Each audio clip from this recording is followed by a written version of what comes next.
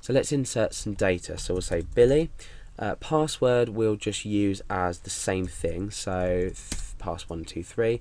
First name Billy, last name Garrett.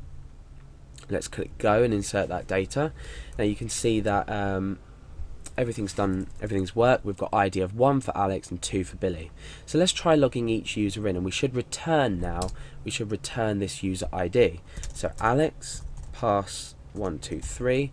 Click login, and it's returned a value of 1. Now let's try Billy. Pass123. Click login, and it's returned a value of 2. So now we're logging the user in, and we're also returning the user ID. Now why do we need this user ID? The reason we need it is because we need to store it in a session, in some session data, so we can then tell that the user has logged in. And we can also use this ID to get any information we need from this table. For example, we can select the first name or the surname or both from, say, if we've stored 1 inside a session. That would mean that Alex is logged in, then we can get any data we need.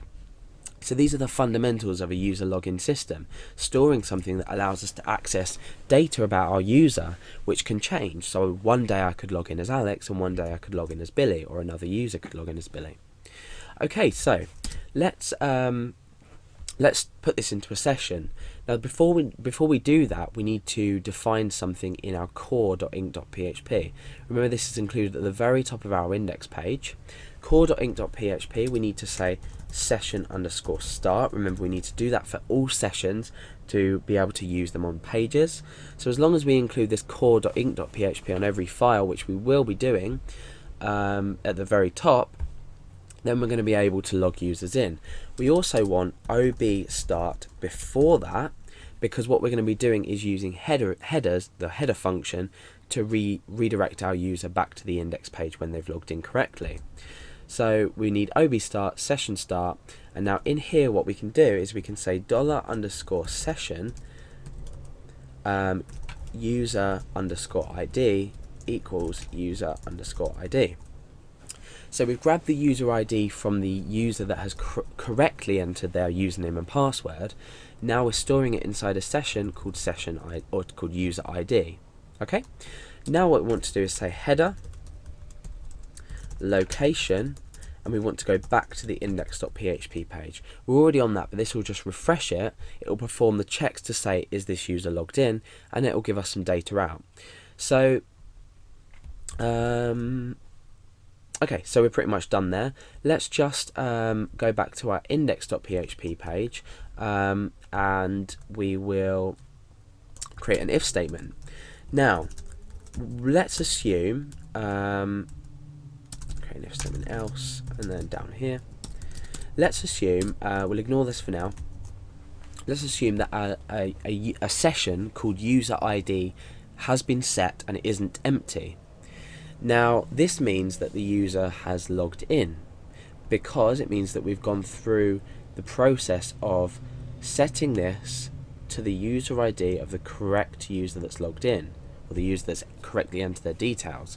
So all we need to do is say if is set $_session user_ID and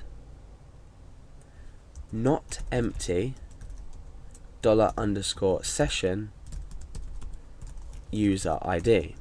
So for any reason that a session called user ID has been set and it's not empty, then we still run this code. Well, we say, is it not empty, because we need it to contain a value. In that case, we can say echo you're logged in. Let's just escape that single quotation mark. Otherwise, we want to present the user with the login form.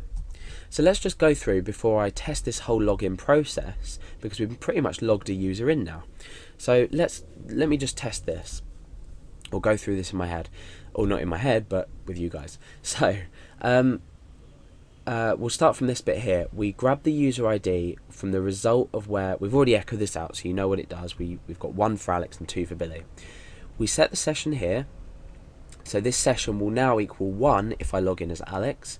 Then we relocate to index.php. So we're already on index.php because we've included this. We can even refresh now just to show you that we're still logged in. So we're still not logged in. Now as soon as I type in Alex here and I type in pass123 here and I click login, we're going to process everything that we've already talked about. Then we're going to locate back to index.php, so we're going to refresh the page essentially. Then this check is going to happen again, but this time we have set session with the user ID key and it's not empty, so we're going to say you're logged in. So let's test that.